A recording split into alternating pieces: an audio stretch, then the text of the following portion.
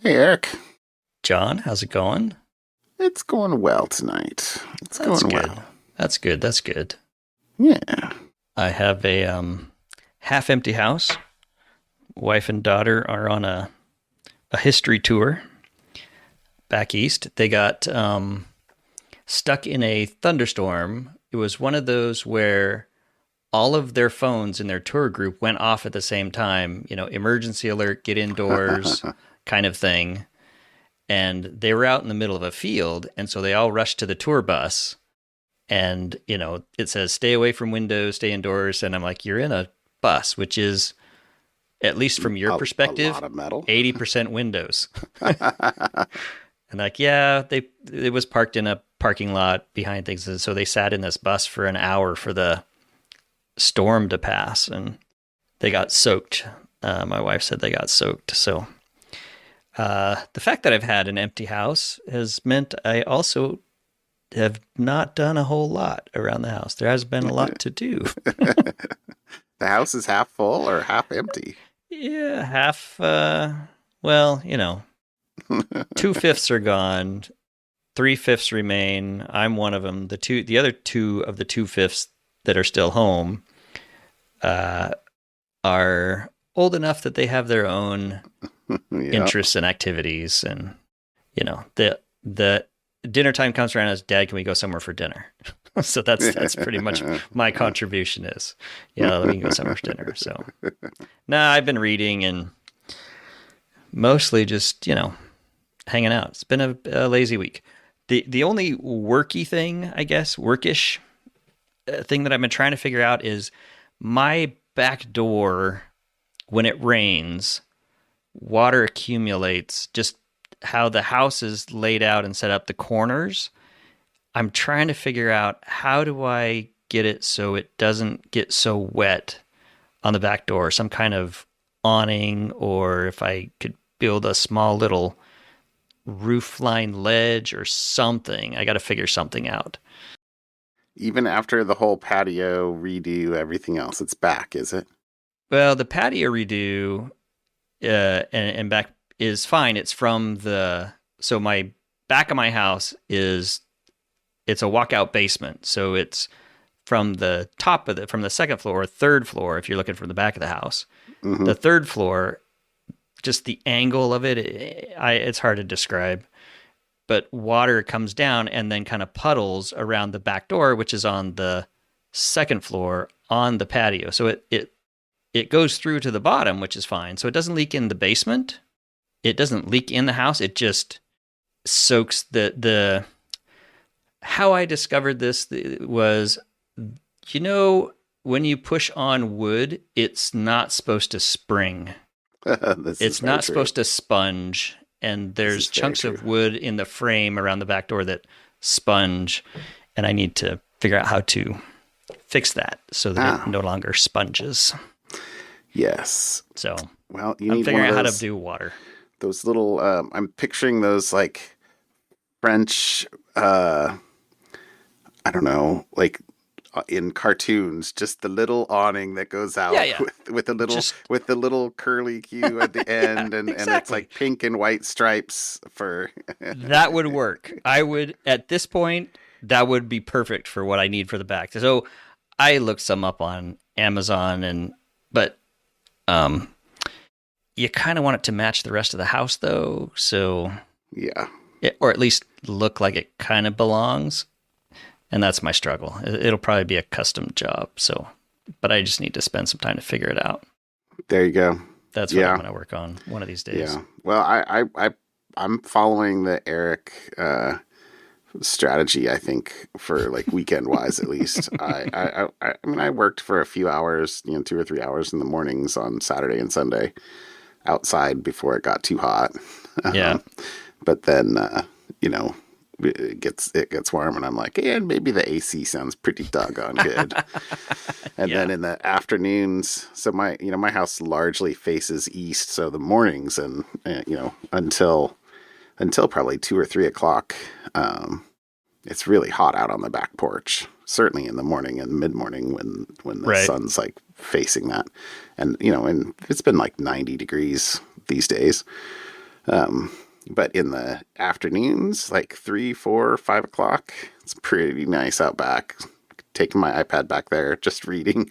Yeah. That's been my. I've definitely spent more than a few hours out back. Been lovely. Yeah. And got a lot of weeding done, got a lot of mowing done. I think I might have said that I had an irrigation pipe break last week. I forget if I said that or not, but I was like, I couldn't figure out how I was going to be able to fix it. So I called a person to come over and fix it. And it turned out that it was like 4 feet down underground. It would have taken me, it took him 6 hours, I think, to fix. It would have taken me like double that or triple that. So I was like, oh, best money I spent all week. Right. So irrigation is working again, which is lovely. And, just one thing after another. But got to enjoy the last, month of summer in Oregon. Enjoy the heat. It won't be long before it'll be raining and we'll be like, summer will be a distant memory. But it's all good. It's all good. Also kind of enjoying the last couple of weeks before the boys go back to school. So, although they went and saw, one went and saw the Wolverine and Deadpool movie. And all I got was, it was good, Dad. And to Mom, it's a Deadpool movie. And she's like, I know what I'd be getting into. But I heard it is chock full of cameos. Oh, so. Yeah. I haven't seen it yet. I figured I would go at some point, but that point has not been yet. But anyway, that'll be fun. Yeah. So, I still have another week and a half before I try and harvest the honey. So I just went out to semi-check on the bees. They're still there. I'm like, go girls, go girls, go girls. So anyway, that's all good. I hope you get your honey. I really do too. I'm worried that they're eating it all right now, but what am I going to do? Well, bees are inherently lazy. They're like, oh, there's just sugar upstairs. Why fly out and do anything? Yeah, right. Yeah.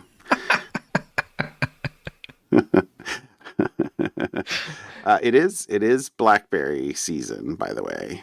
We've been picking a lot of blackberries, although we haven't done anything with them yet, like other than wash and spread out on trays and put in the freezer for potential making blackberry jelly later. But I forgot you mentioned that last week. I keep thinking I need to grab the kid. That's what I'll do this next week before the other 2/5 get home is come out and pick some blackberries.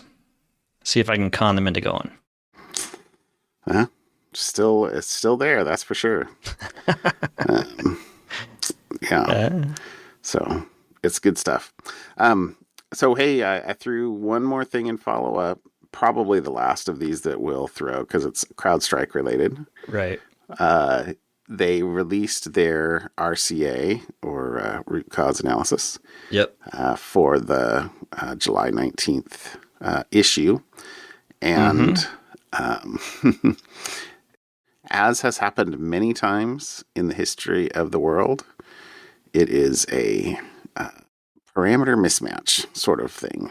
So the rules thought they could have 21 input types, and the validator validated or thought that they could have 21 input types. Right. But it says the content interpreter template instances supplied only 20 input values to the matching engine. And when the rule in the matching engine tried to match against the 21st input value, it was out of bounds check and boom. caused the crash. So, metric versus imperial. Buffer underflow.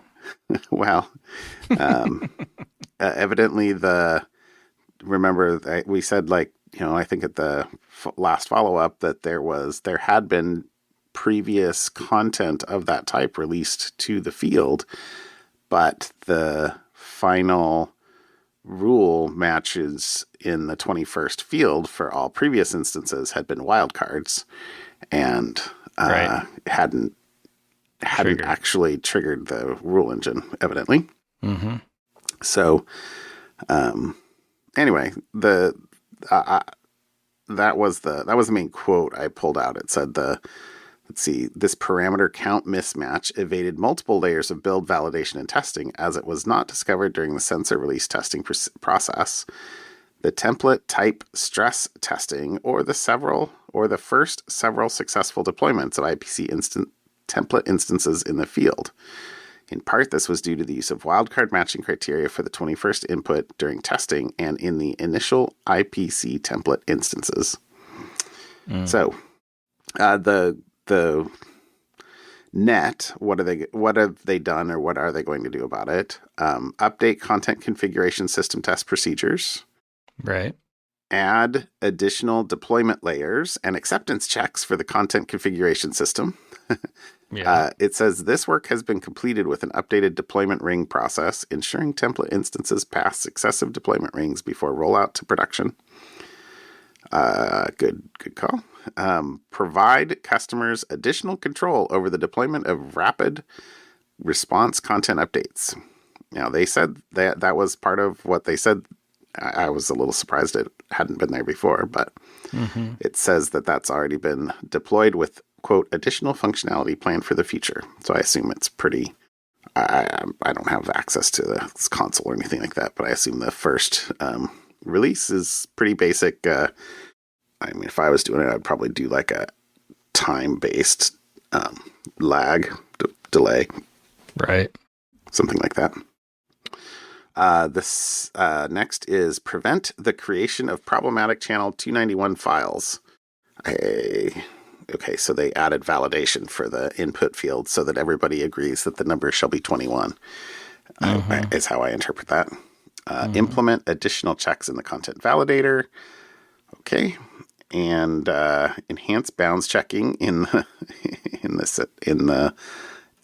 content interpreter. Now, that's something that will require a sensor software update, but it says that'll be done by August 9th, so by the time this thing gets released, probably. And then finally, this is interesting, they're engaging 2 independent third-party software security vendors to conduct further review of the Falcon sensor code and end-to-end quality control process. Quality control and release processes. So that's interesting. I don't know if those are the sorts of things that they'll release a report about, or just to publicly, just to customers, or just kind of keep it internal and say, hey, this is something we're doing. But that's an interesting final thing. So anyway, there you go. Crowdstrike. Then I will say mostly in the rearview mirror at this point, I think. So kudos for them for releasing publicly such a clear and seemingly pretty comprehensive report. So there you go. Yeah. Nope. Yeah. Kudos. Okay. What'd you bring for a topic? Mobile device management, MDMs. Oh. Right. How companies manage your phones. So if you work for a company that has a bring your own phone, BYOD, I don't know if that's still a thing. That was popularized a while back, but you phone, and if you want to get your work email, you have to install a piece of software, and it is for managing mobile devices, and not just phones, but it can actually manage Chrome OS, iPads, Apple devices, Android devices, mostly geared towards managing your mobile devices in your company or school or university or whatever. So there is a device management vendor, Mobile Guardian, that had an unfortunate security incident that involved unauthorized access to iOS and Chrome OS devices, which then the result of that was 13,000 of those devices were remotely wiped. Oh, So brutal. an attacker Brutal. somehow compromised the it was in Singapore, the Singapore Education Ministry is where this happened. And 13,000 of the devices that were managed throughout, their, I assume, students, etc., Educators, presumably. educators and Administrators. students had their devices wiped.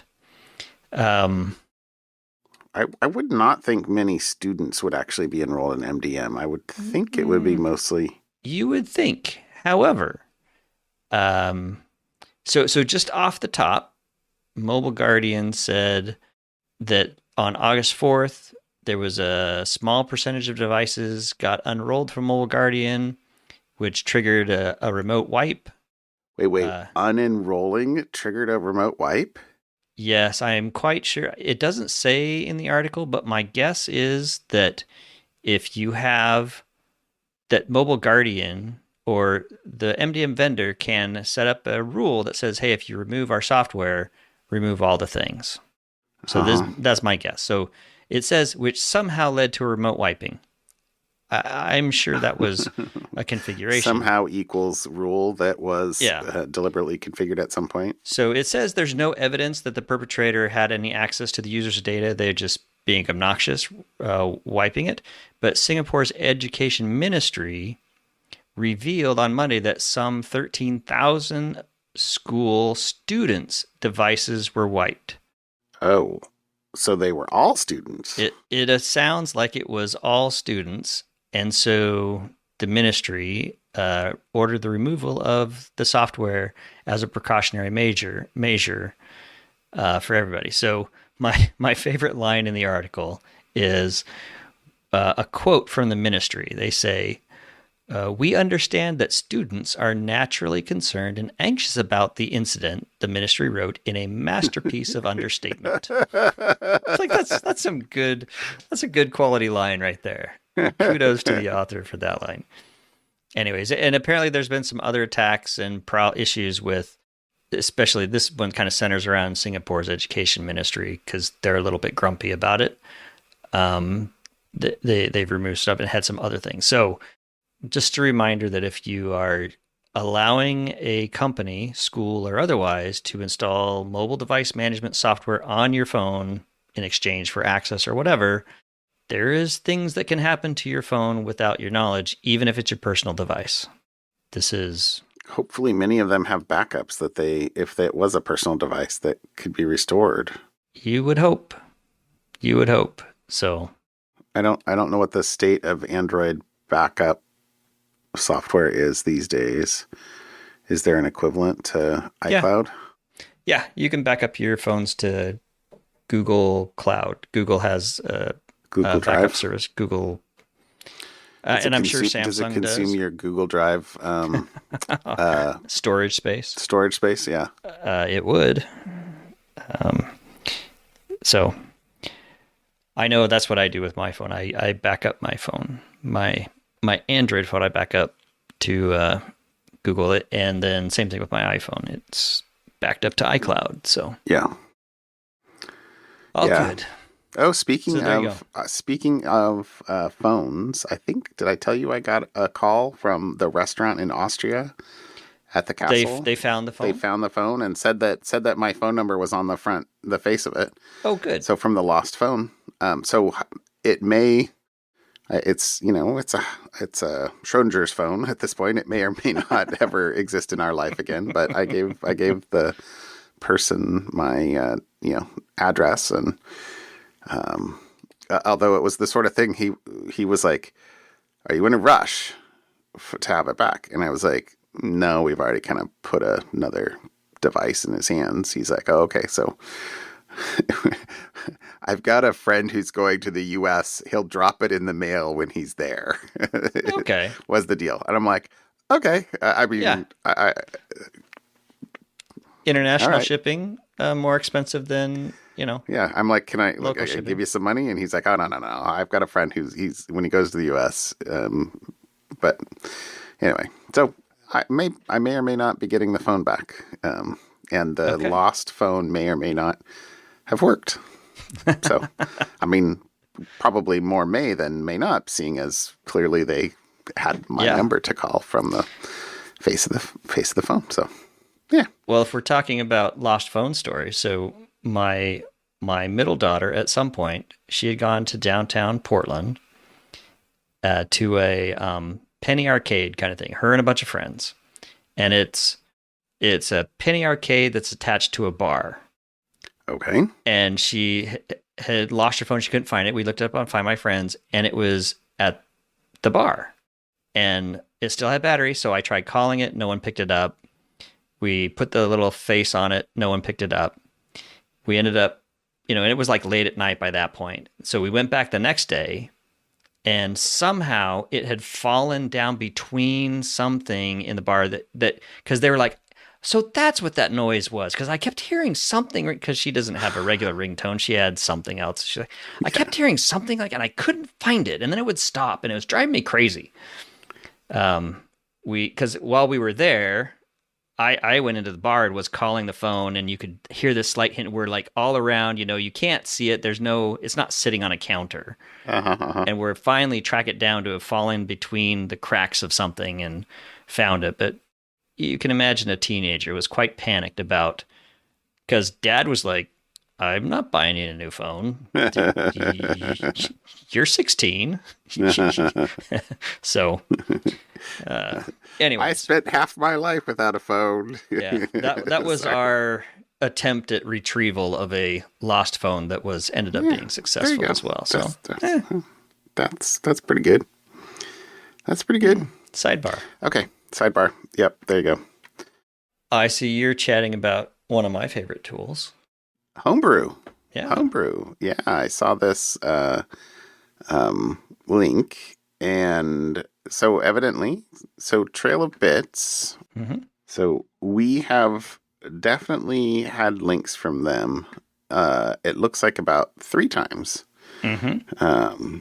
Topics from Trail of Bits, but anyway, so they did a code review or an audit of Homebrew. So this is if you have a Mac and you do anything on the command line, you probably have been told, hey, go get Homebrew, and you do a brew install foo, whatever it is. And, Homebrew is the, quote, missing package manager for Mac OS. And it's pretty awesome. I install it and run it I've done it for years and years and years. Probably learned it from you. I don't know. It's there's like 3 competing ones, and Homebrew is the one that just kind of, I feel like is one out. There's like Mac ports. I don't remember the other one. And then Homebrew. Those are kind of the package managers for the Mac, similar to, package managers that are very popular on Linux. Yeah. So, yeah. So Homebrew works great. It's pretty awesome. So it says last summer was the review, so they've had some time to fix many of the issues. Talk about that in a minute, but they did find a number of issues. I think 25. Got some data down below, but so including things that would allow an attacker to surreptitiously modify binary builds of formulas to potentially pivot from triggering CI/CD workflows to controlling the execution of workflows, exfiltrating secrets, etc. But so I guess it says Homebrew started in 2009. Yeah. I'm trying to think.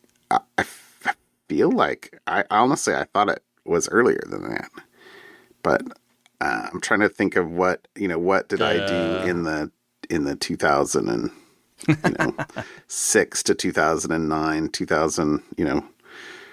time period, but I do remember it says back when, what does it say?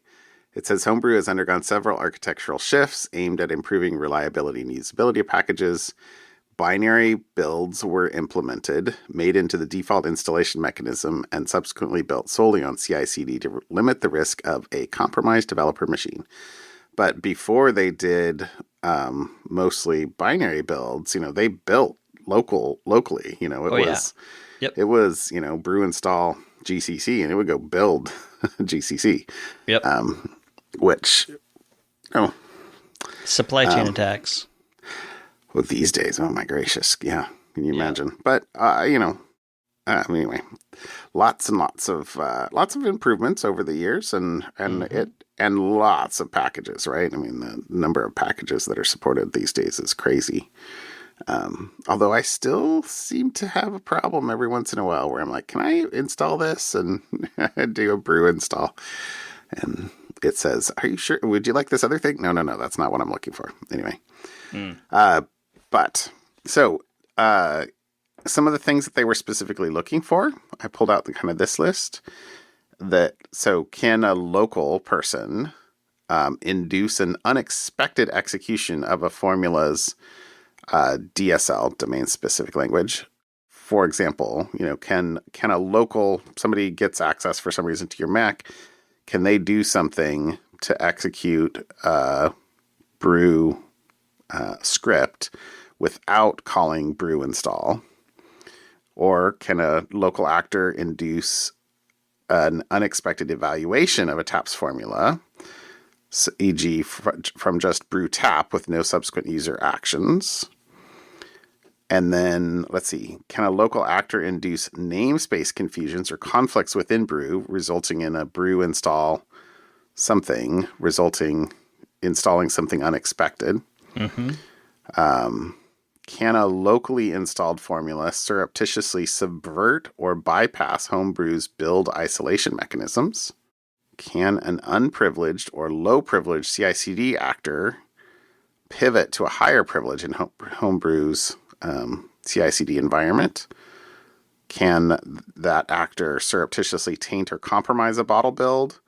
Or can they establish persistence? Anyway, so those are some of it says, some, but not limited to that. But anyway, the design of a package manager, is to install and run third-party software.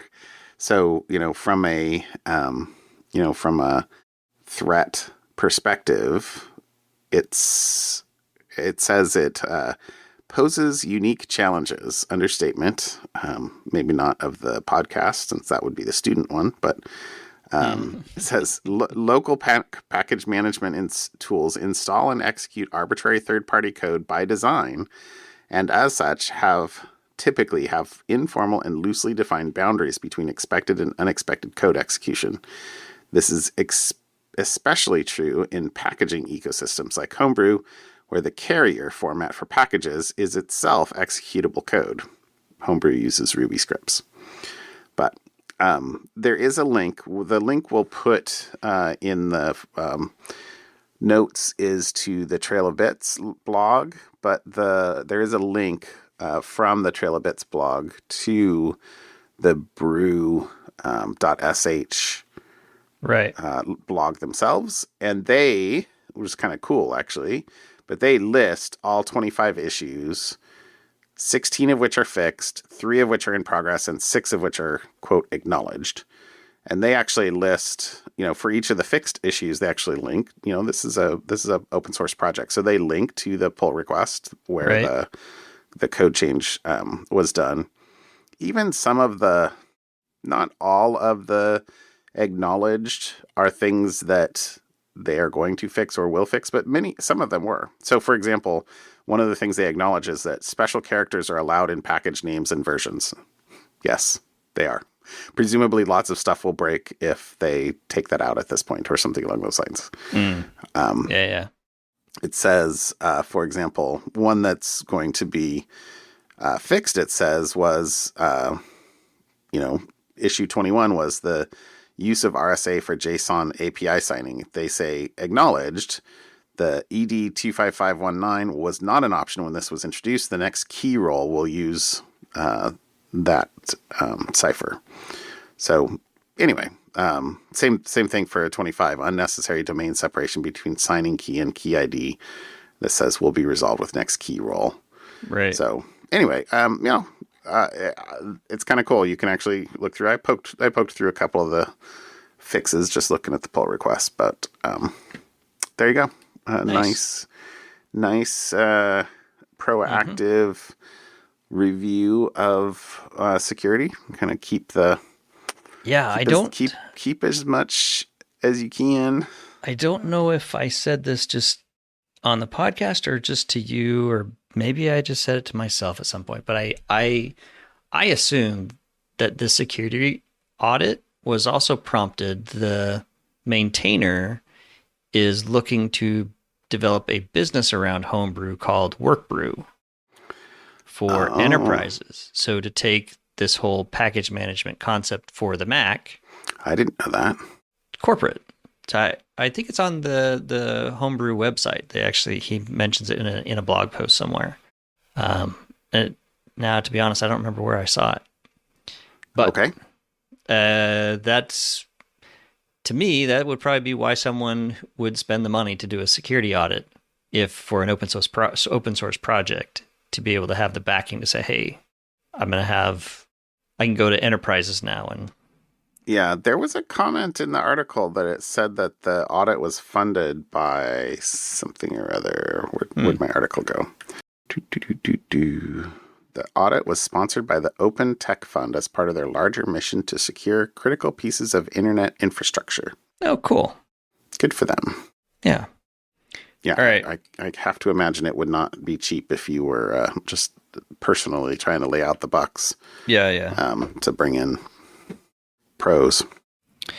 Yeah. All right. Something fun? How about something fun? My something fun defies the laws of physics. Says so in the title. You cannot defy the laws of physics. So this article, it's long and somewhat dense, but it says that the title is NASA Veterans Propellantless Propulsion Drive that Physics Says Shouldn't Work Just Produced Enough Thrust to Overcome Earth's Gravity. So when you read a headline like that, you gotta at least read the article. So apparently there is a Dr. Charles Bueller. So I appreciate the alliteration. Bueller. A NASA engineer and co-founder of Exodus Propulsion Technologies, has revealed that his company's propellantless propulsion drive, which appears to defy the known laws of physics, has produced enough thrust to counteract Earth's gravity. So, and he is a legit rocket scientist. So yes, it is rocket science, and he's figured it out. He's a veteran of the NASA Space Shuttle, the International Space Station, the Hubble Telescope, the current NASA DUST program. Anyways, Bueller and his colleagues believe their discovery of a fundamental new force represents a historic breakthrough that will impact space travel for the next millennium. Let's see, what does he say? This discovery of a new force is fundamental in that electric fields alone can generate a sustainable force onto an object and allow center of mass translation of said object without expelling mass. I don't know what that means. I mean, I know the words and I comprehend them, but I'm having a hard time plugging it together in my head. So it continues. There are rules that include conservation of energy, but if done correctly, one can generate forces unlike anything humankind has done before. This force will be what we will use to propel objects for the next 1,000 years until the next big thing comes. So he has a big presentation, and it's had like hundreds of people validate his research. Like third parties, independent folks validate his research. But he gave a presentation, the discovery of propellantless propulsion, the direct conversion of electrical energy into physical thrust. Now, if you look through it, it's like they're pushing around small things right now. But science pushes small things around first and then pushes larger things around. So Apparently, it has to do with electrostatics. At the end of the presentation, somebody asked, "Hey, so you're NASA's subject matter expert on electrostatics. So if anyone should know about the conventional explanations for anomalous measurements for the measured thrust, it would be you, right?" And Bueller said, "Yeah, yes, that's true," with an outwardly humble shrug. Anyways, so he and a bunch of other folks like his team at this Exodus Propulsion Technologies are from engineers and scientists from NASA, Blue Origin, the Air Force, ExxonMobil. So it's a lot of rocket scientists and very smart people. And apparently they've solved it. And they first began looking into the idea of propellantless propulsion over 2 decades ago. Didn't expect electrostatics to be the answer. But for the 25 years, they've been digging into this electrostatics, and they decided that they landed on the fact that, hey, electrostatics is the key to unlocking the door to this new force. Essentially, what we've discovered is that systems that contain an asymmetry in either electrostatic pressure or some kind of electrostatic divergent field can give a system of a center of mass a non-zero force component. So what that basically means is that there's some underlying physics that can essentially place force on an object should those two constraints be met. Anyways, the article goes into a lot more detail. There's like charts and graphs and links to his like much more technical presentations and details. But I'll just kind of leave it at that surface thing that electrostatic force is a big cap. I can't say cap now because that's like a capital letter is what I mean, folks. For you youngins, no cap. New force with a capital N, capital F, new force. So I will be curious to see what kind of comes out of this. I imagine if it really is as cool as it seems to be, we will be hearing more about this. So there you go. That's my something fun. Something to keep an eye on. Propulsion. Okay. You're still skeptical. So I am. I've got the skeptical look on. So they're rubbing a balloon, right, on their hair, and then like, and that balloon is pushing away from them. And off into space. Okay. Right. I eagerly await massive breakthroughs in science. So speaking of massive breakthroughs, let's something fun. Hear what you got. Well, it's about the pyramids, so that's where the massive comes from. Oh, okay. So because you know how the pyramids were built, right? Magic. Yeah, aliens. So, no. It was one or the other. Yeah. I've watched enough sci-fi movies that, yes, it was aliens. I don't know if it was the Transformers or some other race, but yeah. Right. So, what was that? Like 10,000 BC? No, something gate. Stargate? Stargate. Wasn't that the one where they... Yeah. Like their portal time travel through pyramids, something like that. Anyway, there's been many. Yeah. Okay. So this is some research that was done that. So evidently, experts in the field have quote known for a long time that one of the ways that they were able to move these gigantic blocks of stone had to be via water. Right. But it didn't make any sense because the pyramids are way off of the Nile, the bank where the Nile is, and even where it was, 6,000 years ago. Mm-hmm. But you remember we've had something funds where they used the satellite...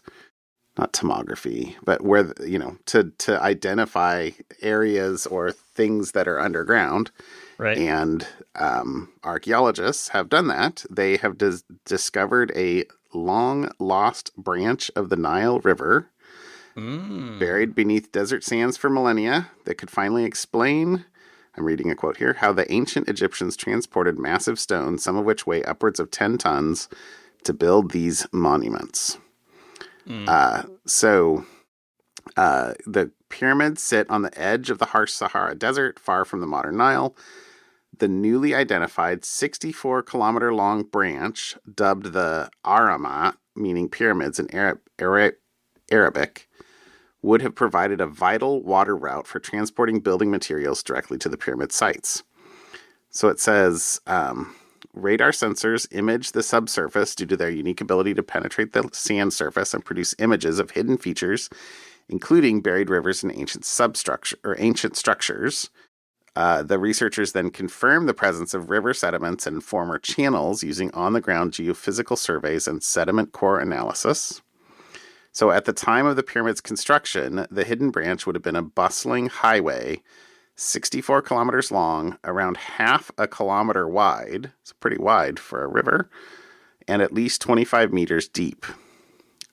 It says that the team's work suggests that the branch's days were numbered following a major drought some 4,200 years ago, which contributed to it drying up and silting over. And this time frame coincides with the end of the 6th dynasty, when around 2340, when pyramid construction largely halted. And it says here, this was cool too, adding to the weight of evidence is the fact that many pyramids had ceremonial causeways leading up to them. According to this study, these causeways ran perpendicular to where the Aramat branch ran, terminating exactly where the riverbanks once lay. So, you got your driveways off of the river, or the fork of the river, off to your pyramid. How cool is that? That's pretty much it. It says that, there's a little bit about the fact that the,